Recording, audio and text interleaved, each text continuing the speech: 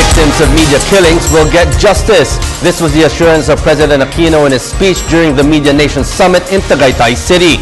The assurance also comes on the 3rd anniversary of the Maguindanao Massacre, where many of the victims were members of the Tri-Media. Rocky Ignacio tells us more. President Aquino is determined to give justice to the victims of media killings. The president made this vow at the 9th Media Nation Summit in Tagaytay City. He said the government is taking affirmative and just action to stop violence involving media. We in government are demanding the apprehension of suspects and the filing of charges that stick, resulting in justice for all involved. In other cases of violence involving media, we have taken affirmative and just action. For instance, you may have heard of a governor who was suspended after assaulting a broadcaster on air. More than anything, the protection of the rights of all, included, relies on the fair and impartial dispensation of justice. President Aquino renewed his administration's commitment to stop violence in the industry amidst the 3rd anniversary of the Maguindanao Massacre. 58 people were brutally killed, including 32 journalists, in the 2009 tragedy. The president reiterates reforms in the justice system will help stop impunity against media members. As the saying goes, justice delayed is justice denied. So our courts must work efficiently. We must have courts that are impartial and fair in the verdicts they hand down. If the courts demonstrate impunity at the top, then the lowest regional trial courts will follow suit.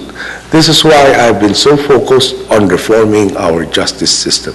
During the occasion, President Aquino also encouraged the industry to be more open-minded on issues such as the right to reply bill. He said instead of closing the door, media should engage in respectful dialogue to reach a consensus acceptable to all concerned.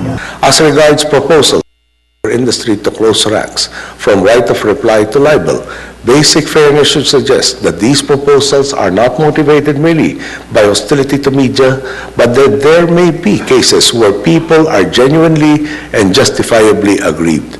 Instead of shutting the door, let us engage in respectful dialogue so that we can reach a consensus that is fair to all concerned. For instance, the decriminalization of libel should not be licensed to commit it. With the media entrusted with greater responsibility and a greater awareness of the import of your work, you will better fulfill your mandate and gain even more trust and renown from your audience. The president also discussed the need for consistent standards in media. He said though lack of standards does not directly lead to corruption, it does make easier for corruption to take place.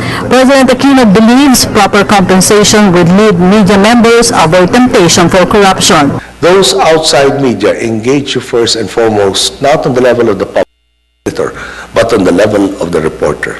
The reporter bears the brunt of having to find stories, sources of information, and craft the reports that find their way to our countrymen. Given the hard work they do and the high standards everyone should demand of them, it becomes legitimate to ask whether their pay and benefits are commensurate to the high standards of integrity demanded on them. This is no different from the concerns the government and the private sector must bear in mind for all employees who play such important roles in their operations. We in government are already trying to rationalize and reform our system of pay, benefits, and bonuses, not only to eliminate